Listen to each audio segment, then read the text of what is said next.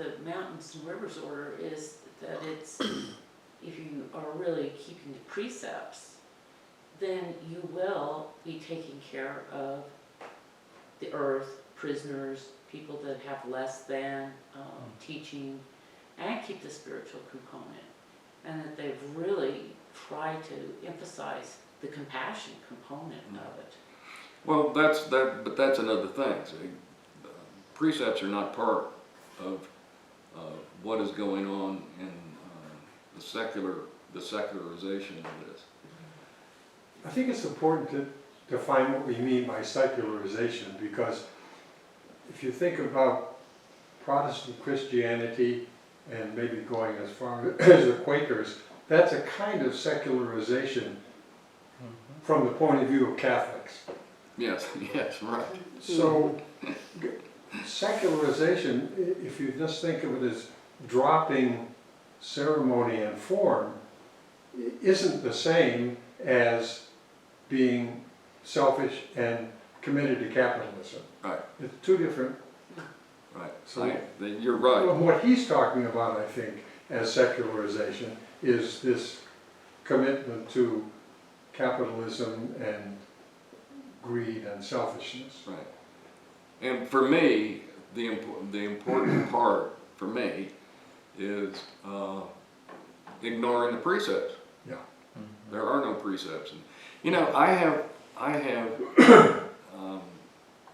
some friends who have an app that they carry on their cell phone, which calls them to practice what we would call Zazen at various times of the day, randomly chosen times of the day.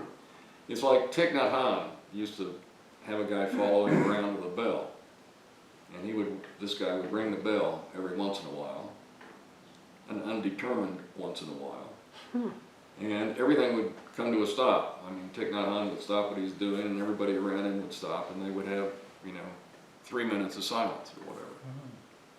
And but people are carrying that kind of an app in an effort to incorporate meditation into their daily routines. Now, whether that's effective or not, I don't know, but it certainly has nothing to do with the precepts. So that for me is a dividing line, I think. Well, I think when you're with the Desert Fathers, they have the hours. And when you hear the Angela bell ring, everyone stops and goes, prayer, personal prayer, whatever. And I think just watching and being in that atmosphere, I think it changes attitudes dramatically. Mm-hmm.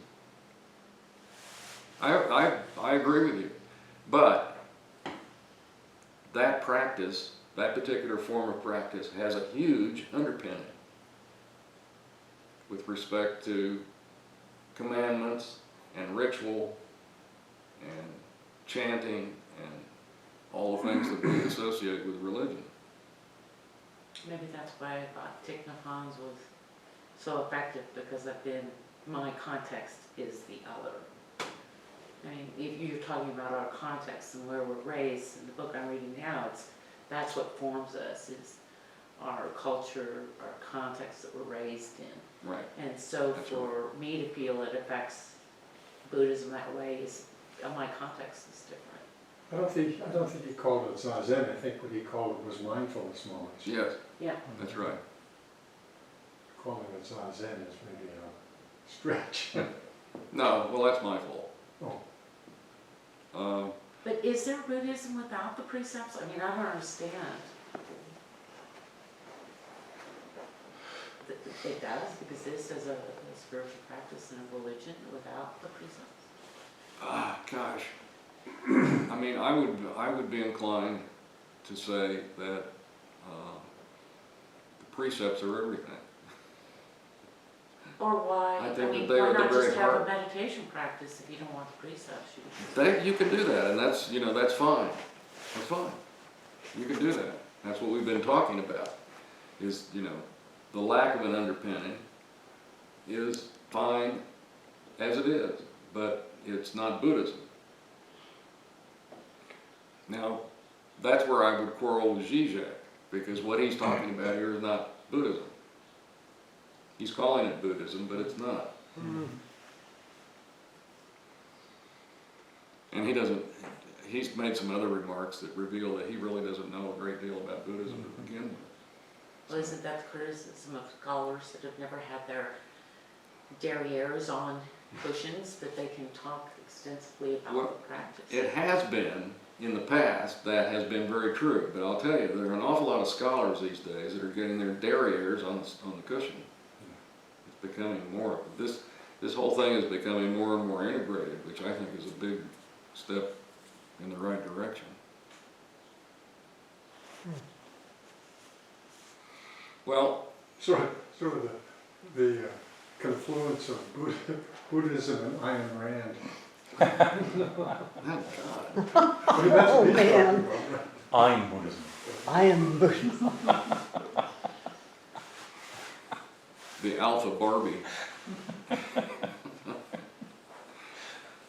Well, I didn't get very far into renunciation, did I? I'll take this up again next week. Think about this. Think about whether Buddhism, as we practice it, I mean, that's the range of our experience. Think about this Buddhism. How is it renunciatory? What do we renunciate? Shungyan talks about renunciation as being a necessary aspect of raising the Bodhi mind. How do we do that, if we do it? And what do we renunciate? Do we renunciate our possessions, or do we renunciate something else? Good question. When we talk about renunciate, we're talking about giving something up. Right, and it's usually, here it requires a context again. It's usually stated about something that we previously enjoyed. Oh, okay. And Oh, I enjoy the sitting. verb, by the way, is renounce. Right. Yeah. Yeah. So if we enjoy sitting, should we give up sitting? For you, no. You should be made to sit every day, as long as possible. Well, in a way, the act of zazen is renunciation. Mm-hmm. Let's not give everything away. Okay.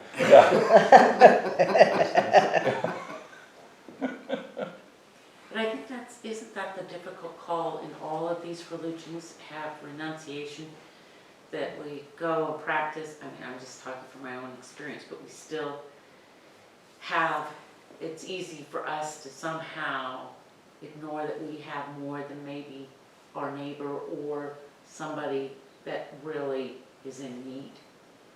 But somehow it's okay, but true renunciation as giving, if you have a coat, you have 2 coats, you give one away. If you only have one, you give it away. But we seem to gather up lots of other stuff. Well, we'll talk about this. This will require some discussion. After the yard sale? No, before, next weekend. Okay. All right?